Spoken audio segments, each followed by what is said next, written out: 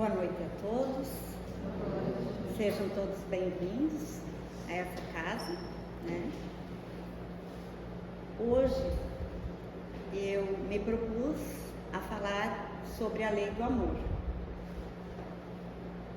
Eu peço ao nosso Mestre Jesus e à espiritualidade dessa casa que me ampare e que eu consiga realmente transmitir essa mensagem que nós encontramos no Evangelho segundo o Espiritismo. Que eu possa trabalhar o conceito de amor para que nós possamos compreender esse conceito e, como disse a Ivete na prece inicial, fazer alguma transformação dentro de nós, né? Então, toda a palestra, a exposição de hoje, ela está embasada no Evangelho segundo o Espiritismo, no capítulo 11, principalmente no versículo, no item 8, tá? Então, eu convido a todos a, durante essa semana, lerem o capítulo 11. Quando você pensar em amor, quiser compreender o sentido de amor, ensinado por Jesus, o verdadeiro sentido do amor, busque o Evangelho no capítulo 11. Está tudo lá. Kardec nos trouxe, né, ditado pelos Espíritos, um texto maravilhoso, onde Lázaro também nos traz muitos esclarecimentos. Eu vou ler uma parte do que nós encontramos lá, que fala aqui: o amor resume a doutrina de Jesus toda inteira, visto que esse é o sentimento por excelência, e os sentimentos são os instintos elevados à altura do progresso feito. Em sua origem, o homem só tem instintos. Quando mais avançado e corrompido, só tem sensações. Quando instruído e depurado, tem sentimentos. E o ponto delicado do sentimento é o amor. Não o amor no sentido vulgar do termo, mas esse sol interior que condensa e reúne em seu ardente foco todas as aspirações e todas as revelações sobre-humanas. A lei de amor substitui a personalidade pela fusão dos seres. Extingue as misérias sociais. Ditoso aquele que, ultrapassando a sua humanidade, ama com amplo amor os seus irmãos em sofrimento. Ditoso aquele que ama, pois não conhece a miséria da alma, nem a do corpo. Tem ligeiros os pés, como que transportado fora de si mesmo. Então, nessa parte do texto, nós podemos ver que na nossa origem nós temos instintos. Quem já estuda a doutrina espírita sabe que nós passamos pelos vários reinos, né? Mineral, vegetal, animal, para depois sermos humanos.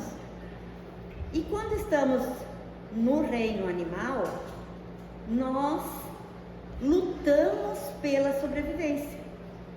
Nós buscamos, de qualquer forma, nos mantermos vivos e procriarmos, né? Manter a nossa geração para continuar. Isso é o instinto que nós temos quando nós somos animais. Quando nós encarnamos como seres humanos, nós vamos trazer esse instinto dentro de nós. Então, no primeiro momento, nós vamos fazer o quê? Nós vamos buscar, de qualquer forma, conseguir a nossa sobrevivência e a nossa sequência. Só que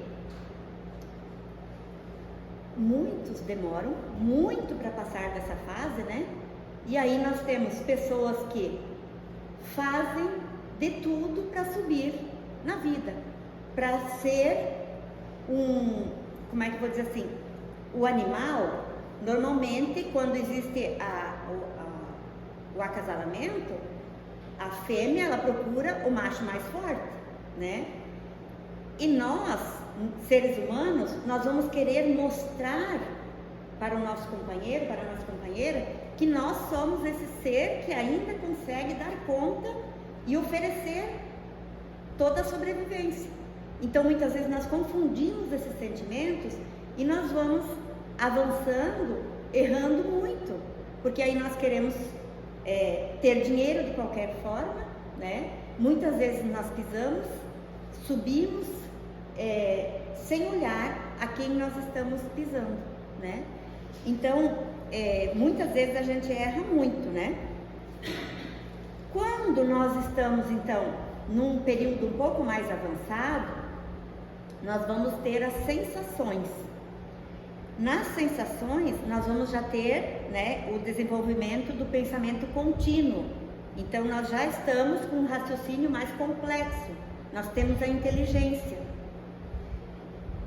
E, mesmo assim, muitas vezes a gente continua, né, até conseguir compreender tudo isso. E a gente sabe que evoluir é lento, é devagar. Cada um tem seu tempo, cada um tem o seu período, a sua compreensão, né? Mas vai chegar um momento em que a gente vai perceber que a gente não consegue viver sozinho. E aí nós vamos ver que quando a gente chega no último grau do egoísmo, né, na última potência do egoísmo, a gente vai de repente conseguir nos tornar altruísta, conseguir ajudar o outro sem esperar nada de retorno. Porque como é que a gente faz hoje? De repente eu ajudo alguém e dali a pouco eu tô, nossa, ajudei tanto o fulano, agora que o fulano tá bem de vida, nem bola dá pra mim. Ou então, ajudei tanto o fulano, agora que ele se curou, agora que ele pode trabalhar, nem muito obrigada. Então, isso ainda traz em nós um orgulho, um egoísmo, uma vaidade, uma caridade que não é real, né? Nós ainda estamos muito impregnados de egoísmo e de orgulho. Nós não estamos ajudando verdadeiramente. Nós estamos querendo ser vistos. E isso é normal, né? Até que a gente compreenda e avance. E aí, quando nós formos seres, espíritos depurados, né?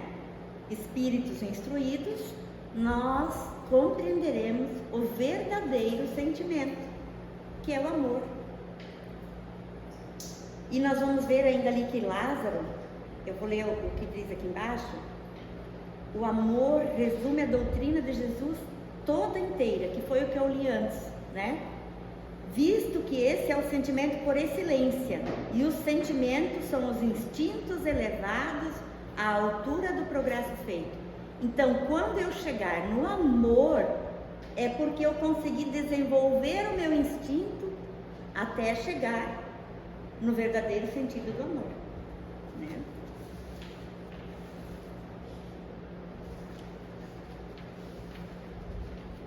E Jesus, continua Lázaro falando, quando Jesus pronunciou a divina palavra amor, os povos sobressaltaram-se e os mártires, ébrios de esperança, desceram ao circo. Então, todo o evangelho de Jesus é amor.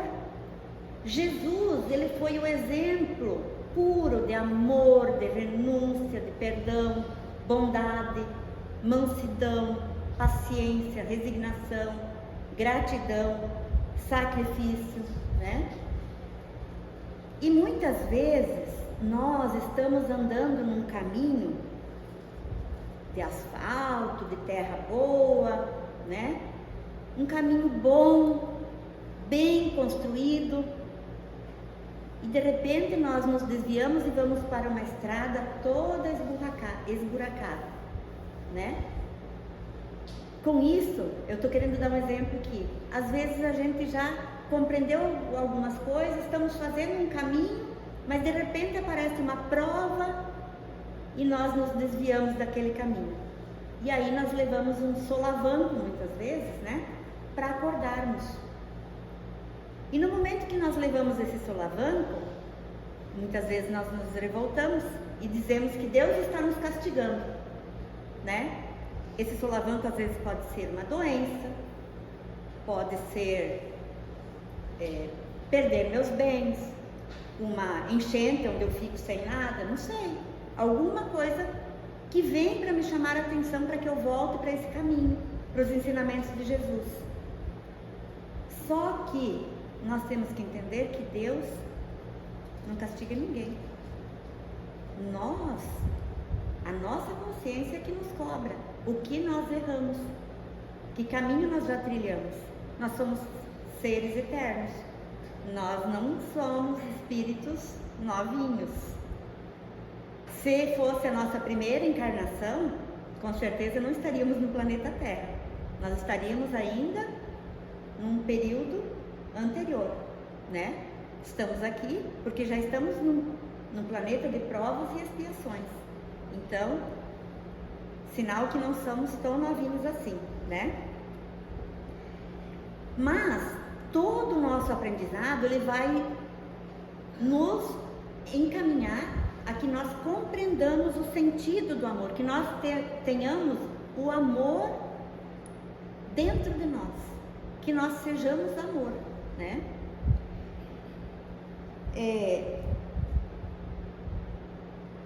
Jesus nos deixou um ensinamento que, se a gente tiver alguma dúvida de como nós devemos pensar o amor, quando Jesus disse assim: não faça ao outro o que não queres que faça a você. Nesse ponto está a chave do amor. Sempre que eu lembrar disso, tudo que não é bom para o meu irmão não é bom para mim. Se não é bom para mim, não é bom para o meu irmão, né? E isso, tendo isso claro, a gente consegue evoluir. Mas isso é muito difícil, né? Às vezes a gente quebra a cabeça, demora para compreender tudo isso, né? Mas nós temos que saber que nada existe sem amor. Nada existe sem amor. Por quê? Às vezes a gente pensa Deus como alguém que ama. Será que Deus é alguém que ama? Quando nós pensamos assim, nós estamos equivocados. Deus é amor. Deus, Ele sempre foi, né? Ele é amor. Então, olha quantas coisas nós podemos ver, em quantas coisas nós podemos ver o amor. Na natureza, né? Nas plantas, nas flores. Compreendendo isso, nós vamos saber que Deus, Ele é amor. Ele não é um ser que ama. Se Ele é amor, Ele já nos ama, né? Jesus, quando Moisés nos traz os 10 mandamentos, né? Os homens precisavam desses mandamentos naquele momento. Eles precisavam daquele ensinamento. Jesus veio e resumiu todos esses mandamentos em amar a Deus e ao próximo como a si mesmo. Como é que eu vou amar o próximo quando eu não me amo? Será que nós nos amamos? No grupo de jovens de manhã, a gente está trabalhando o autoconhecimento. E como é difícil a gente trabalhar e se autoconhecer. É muito difícil. Eu já falei isso em várias palestras, que às vezes a gente consegue se encontrar e perceber quem eu sou numa eventualidade, assim, em algo que acontece repentinamente. No trânsito, por exemplo. Alguém não me respeita no trânsito. Aquilo sobe um negócio, né? Sobe um sentimento. Aí a gente já sabe que ainda nos deixamos afetar pelos outros. Se o outro está com pressa, vamos tirar o carro, a moto um pouquinho de lado, deixa que vá em paz, né? Mas a gente vê que não está sendo assim. E assim em todas as ocasiões em que aparece, às vezes alguém está me agredindo, né?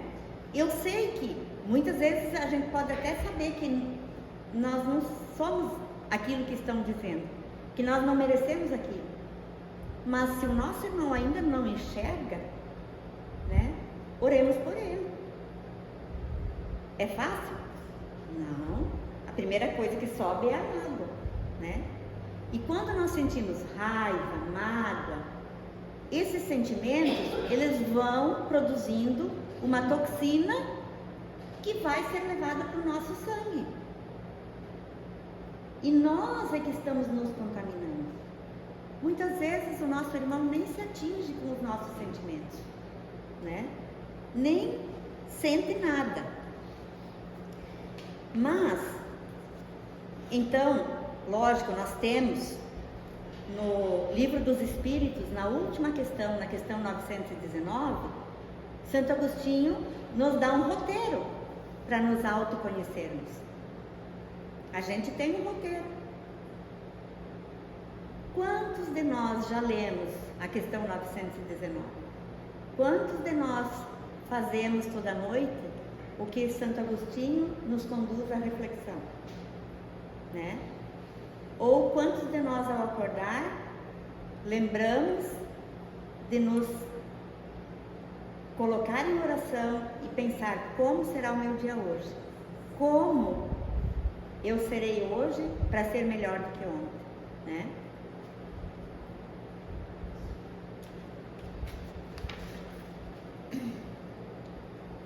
Em relação ao amor, nós temos também que entender que ainda nós temos o amor como algo muito vulgar.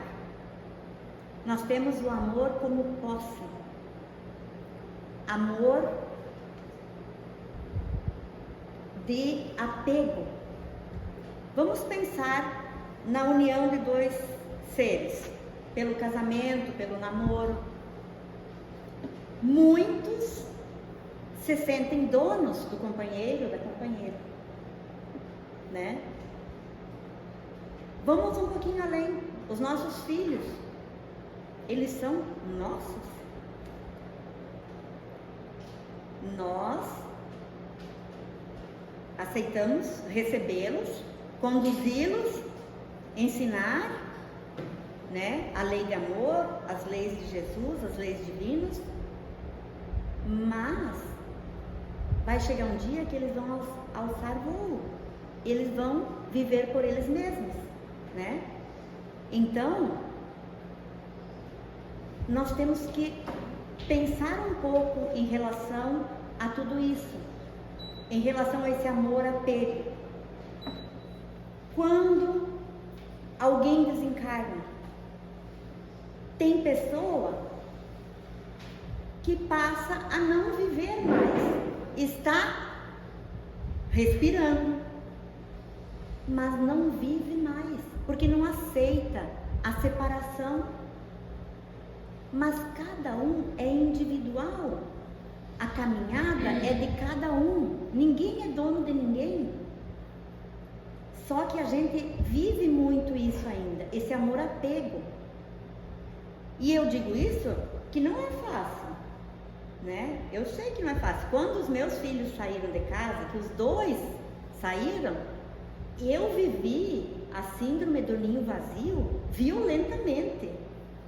Eu senti uma dor que é inexplicável, que quando a minha mãe, com 13 anos, eu fiquei 1 ano sem ir para casa e sem dar notícias, porque na época o que funcionava era só a carta, eu achava que minha mãe estava de bobeira quando eles me escreviam, que a mãe não parava de chorar. Mas eu vivi isso, né? Então, é porque a gente ainda tem isso, a gente não compreende direito que nós somos seres individuais, que a caminhada é de cada um e que a oportunidade tem que ser dada aos nossos filhos para que eles caminhem, para que eles, lógico, quando eles são crianças, nós temos que dar todo o direcionamento, nós temos as nossas responsabilidades, mas depois, se eles vão seguir ou não, porque lá pelos 17 anos, eles já estão, né, com todo as vivências de vidas passadas afloradas dentro deles. Eles já têm todas as suas tendências, as suas vivências anteriores, né, dentro de si. E muitas vezes eles não vão seguir o que nós direcionamos. E o que nós podemos fazer? Estar do lado deles, aconselhá-los, né? Compreendê-los, rezar por eles, né?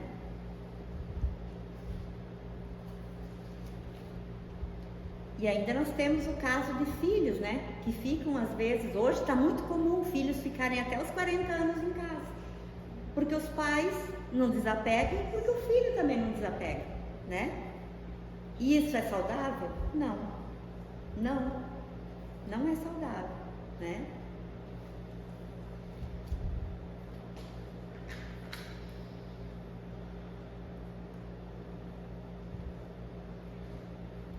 E falando em nos amar, porque sem nos amarmos não conseguiremos amar ao próximo e também não conseguiremos amar a Deus, né? Como então entender esse amar a nós mesmos segundo a fórmula do Evangelho? O amor a nós mesmos deve ser interpretado como a necessidade de oração e de vigilância que todos os homens são obrigados a observar. Então, a gente tem todas essas instruções, né? Orar e vigiar. A gente precisa vigiar os nossos pensamentos, os nossos sentimentos que afloram, orar e pedir serenidade, né? Nos vigiar sempre. O amor. Amar a nós mesmos não será a vulgarização de uma nova teoria de autoadoração. Então não é dizer, me autoadorar, dizer, que isso nós costumamos fazer, né? Às vezes a gente se coloca como melhor em tudo, que a gente não consegue acolher o outro. Quando, às vezes, a gente fala assim, eu não gosto daquele fulano ri demais. Será que ele ri demais? Ou será que a felicidade dele está me incomodando porque eu não tenho essa felicidade, né? Então, a gente precisa refletir sobre isso também, né? E o nosso problema é de iluminação íntima.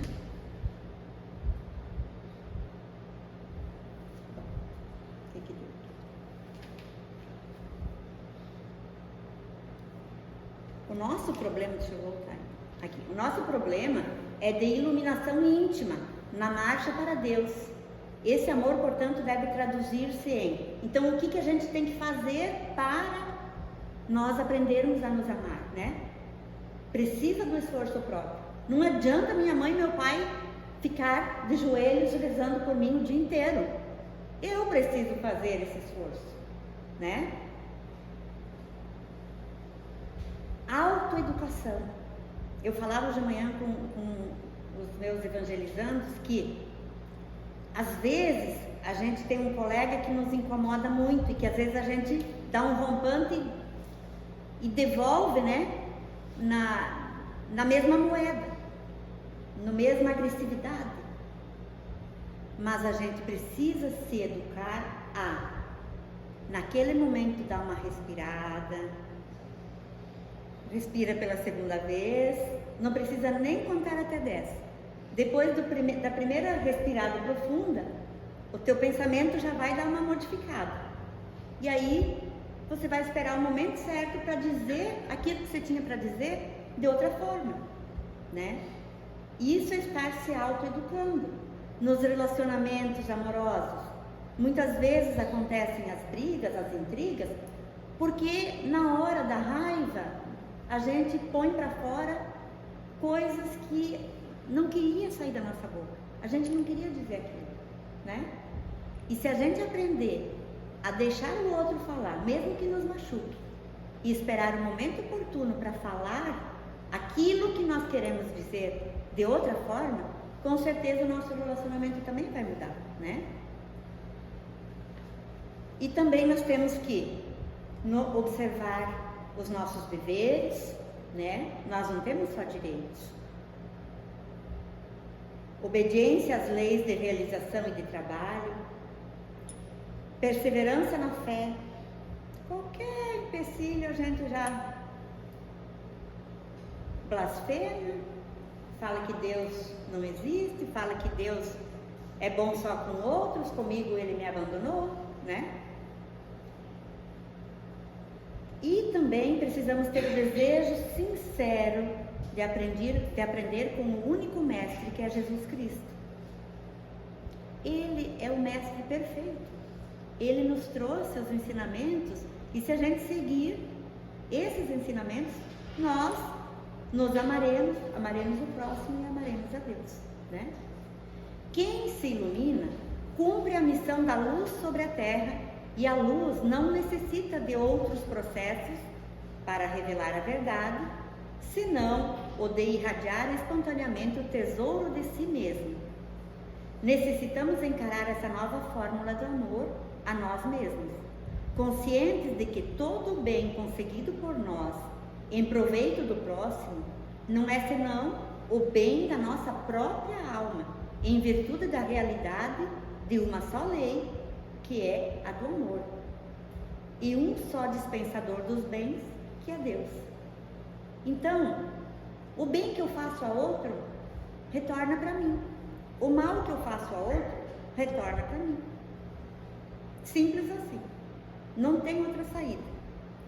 E Joana de Ângeles vai nos dizer que amar é abrir o coração sem reservas, encontrar-se desarmado de sentimentos de oposição, sempre favorável ao bem e ao progresso, mesmo quando discordamos das colocações que são apresentadas.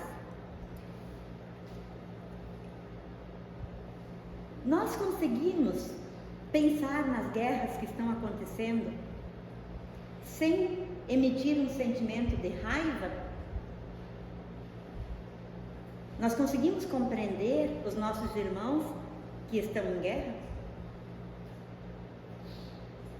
Difícil, né? Mas nós temos que nos colocar, nós vamos ver daqui a pouco, não é no lugar deles, é sermos eles para compreendê-los. Daqui a pouco eu vou falar sobre isso. O amor, então, é de essência divina. Deus é amor, né? E todos vós, do primeiro ao último, tendes no fundo do coração a centelha desse fogo sagrado. Entretanto, por mais que façam, não logram sufocar o germe vivaz que Deus lhes depositou nos corações ao criá-los. Então nós trazemos dentro de nós a centelha de amor. Deus nos criou. Nós somos e temos dentro de nós esse amor, mas muitas vezes nós teimamos e demoramos para chegar lá, né? E Jesus nos ensinou que Deus perdoa incessantemente, que Deus não castiga ninguém. Quem nos castiga somos nós mesmos, né? Que Deus acolhe os aflitos, que Deus ama a todos, que Deus é perfeito. Se Ele é perfeito, Ele não erra nunca, Ele não discrimina ninguém, Ele não julga ninguém, né? Jamais Ele julga alguém. Mas, e agora eu vou falar um pouco sobre nos colocarmos no lugar do outro.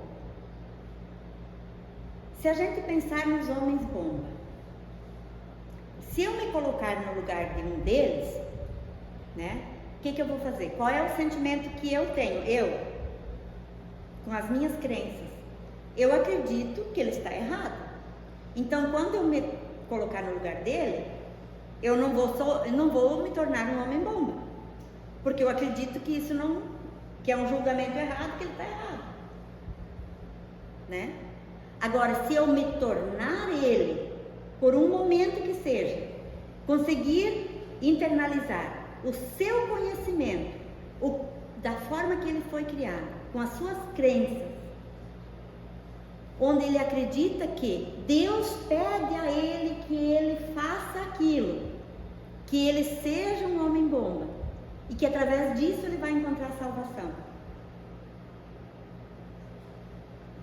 É mais fácil entender, né? Mas isso não significa que eu tenho que aceitar esse procedimento, né? Essa atitude, essa agressividade. Eu não preciso aceitar isso. Mas se eu entender que ele se torna um homem bomba pelo que ele foi educado desde a infância, de como é a sua cultura, né? Fica mais fácil da gente compreender por que eles fazem isso. E nisso eu trago também uma reflexão sobre a questão quando a gente fala assim.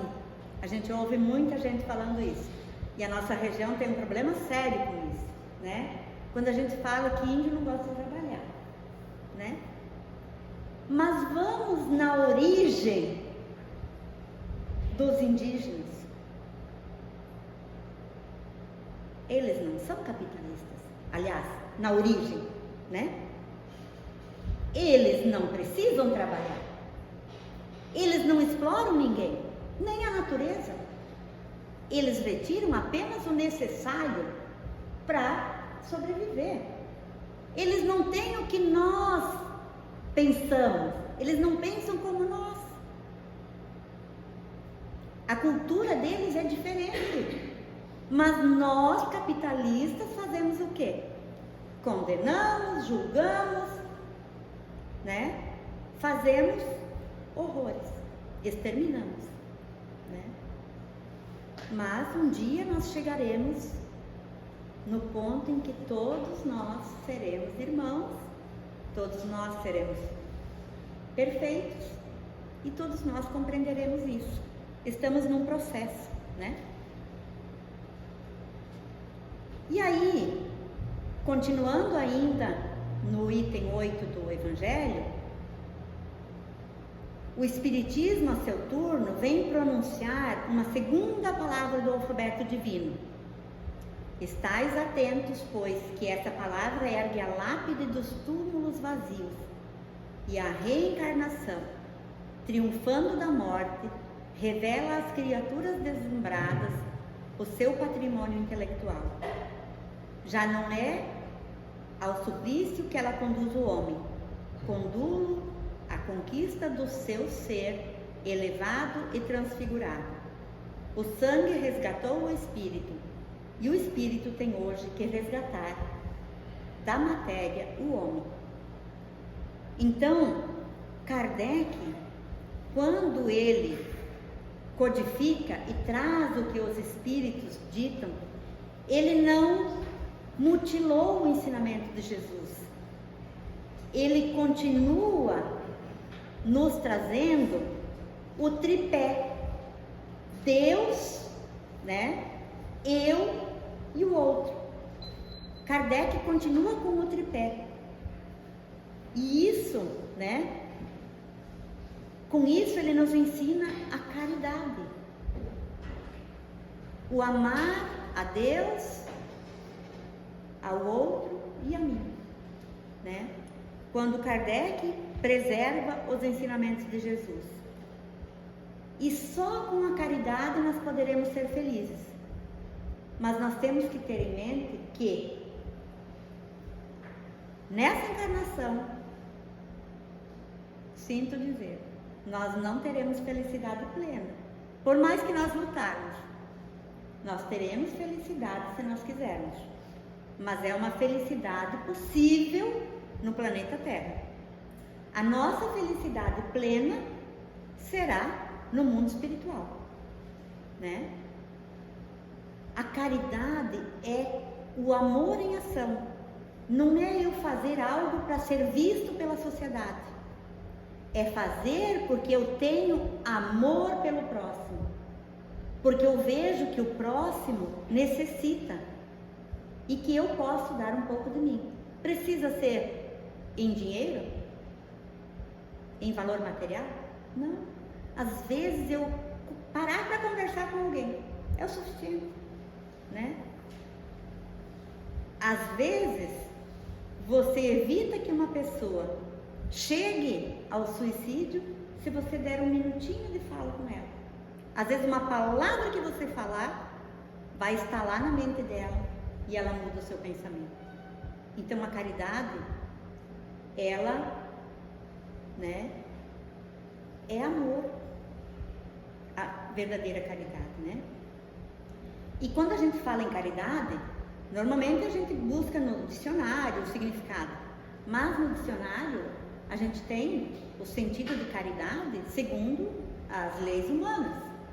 Mas quando Kardec pergunta, né, na questão 886 do Livro dos Espíritos, ele pergunta o sentido da palavra caridade segundo entendia Jesus. Então aí os Espíritos respondem: benevolência para com todos, indulgência para com as imperfeições dos outros e perdão das ofensas. Esse é o sentido de caridade real. Benevolência para com os outros, indulgência com as imperfeições. E às vezes a gente não consegue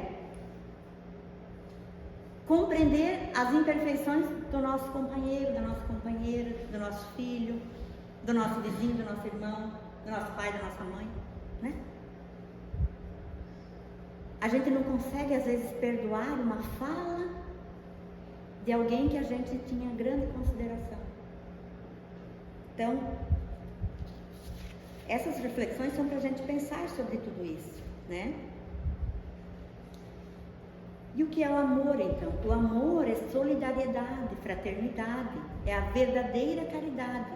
Com seu aprimoramento, os laços de afinidade se unem e os momentos felizes se tornam mais e maiores. Então, eu posso conseguir felicidade maior. Basta que eu desenvolva o amor em mim, a caridade, a compreensão com o próximo, né? E então, com a doutrina espírita, nós vamos ter essa ajuda para sermos relativamente felizes. Por quê? Porque com ela nós passaremos a compreender de onde nós viemos, por que estamos aqui, para onde nós vamos. Compreendemos que a morte não existe, então nós vamos fazer essa passagem e nós vamos continuar igualzinho como nós estamos aqui, né? Nós não vamos fazer a passagem e daí seremos santos. Não. Se eu tenho sentimento de raiva, eu vou desencarnar e eu vou levar comigo esse sentimento, né? Também compreendemos, né, por que as diferenças e as aparentes injustiças, porque muitas vezes, né, quem não tem o conhecimento da doutrina espírita pensa: por que uns passando miséria, por que outros tão bem de vida, não precisam nem trabalhar, eles ganham tudo de mão beijada? Devemos compreender através, né, da doutrina espírita que está tudo certo, mas às vezes não está certo o que nós fazemos com o que nós recebemos, né? E que nós somos os nossos artífices da nossa felicidade. Nós fazemos a nossa felicidade. Depende de cada um de nós, né? Como a doutrina espírita também nós sabemos, né, que nós temos o livre-arbítrio para escolher o caminho que nós queremos. Nós conseguimos entender a lei de causa e efeito e as nossas responsabilidades com tudo que nós fazemos. Nós também podemos compreender que no sofrimento nós vamos ter uma lição para compreender o que nós não entendemos em vidas passadas, né?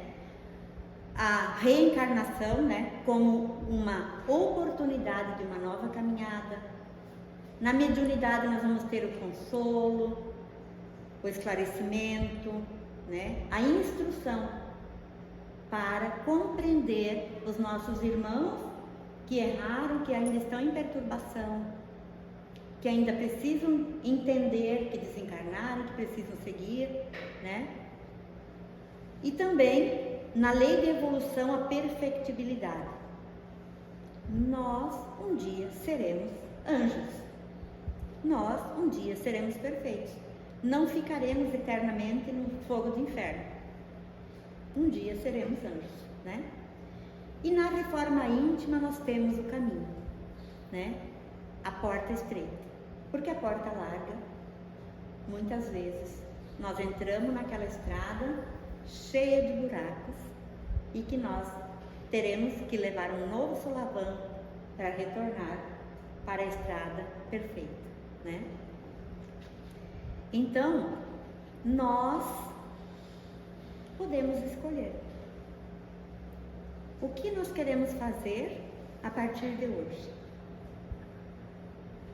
Queremos continuar iguaizinhos como nós estamos sendo, ou queremos modificar alguma coisa dentro de nós?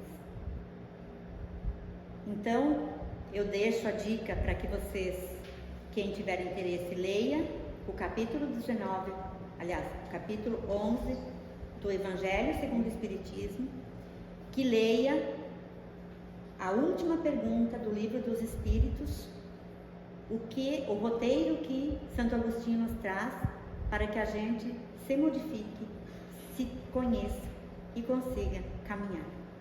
Muito obrigada pela atenção de vocês.